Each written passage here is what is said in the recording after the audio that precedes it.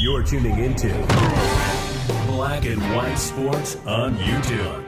The no-holds-barred truth on sports. The main event starts. All right, Black and White Sports supporters. Well, the plot officially thickens when it comes to the new off-season basketball league known as Project B.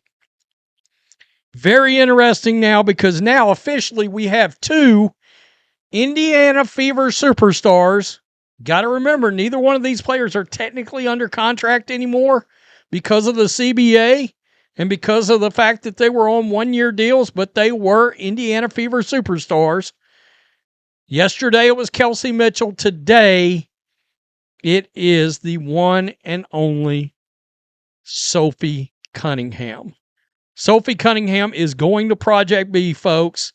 This was one of the big names that I was waiting to hear. Somebody that by Google Analytics during the season showed to be the third most popular player in all of the WNBA by sheer search volume. And now Sophie is joining this league and will bring a lot more attention, because I think we all know Sophie Cunningham is now sort of taking that step up the on the stature level of popularity. So this is very interesting. There has been a lot of chatter around Project B, which is a new global women's basketball league that's set to launch in fall of 2026. The league is 5-on-5, will feature 6 11-player teams, and will take place during the WNBA offseason. Therefore, while it won't compete with the WNBA, it will compete against unrivaled 3-on-3 basketball. That includes many of women's basketball's top players. But many elite WNBA stars have already agreed to play in Project B. Guys, we got to remember one thing about this that is going to be more appealing than unrivaled. It's 5-on-5 basketball. All right, which is, in my opinion, it's one of the biggest flaws with unrivaled. Is it's 5-on-5 basketball. It's 3-on-3 basketball. 3-on-3 basketball instead of 5-on-5 basketball.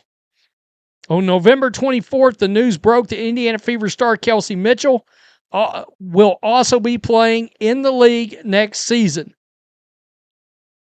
All right, Sophie Cunningham addresses the reason for joining Project B. Let's just go over here. She dropped a video.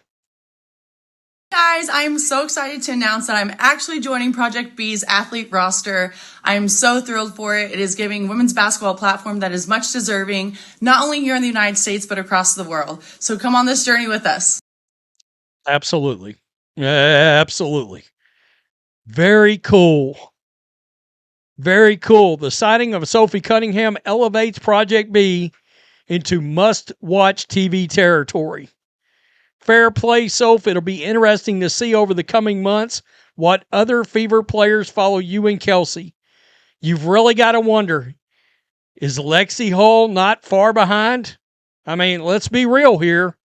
Minimum $2 million a year salary, and that is the minimum.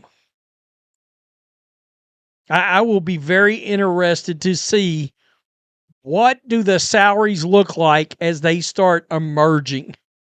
Let's go, Sophie. A lot of people. I mean, this is going to be interesting. Give us updates as to how we can watch games. I've noticed more and more people asking, how do you watch games for this league? I mean, how do you watch games in this league? The players it has signed so far are big names getting big salaries. Project B is luring players with what Front Office Sports reported were annual salaries over $2 million. The WNBA Supermax last year was under $300,000. The league has still not offered a max salary over $1 million in its ongoing and contentious labor negotiations. We got to remember Jonquel Jones, Jewel Lloyd, Camila Cardoso. And by the way, some of those names never went to Unrivaled. Jonquel Jones, Sophie never went. Camila Cardoso never went. It's very, very interesting. Now, onlookers have observed that Project B followed players on social media shortly before announcing they'd be committed to join. By the way, their front office sports is now pointing out something. They're pointing out who the league is following. It also follows retired WNBA players Diana Taurasi and Chini Agumake, Nika's younger sister. All right. There was speculation how much Project B is raised.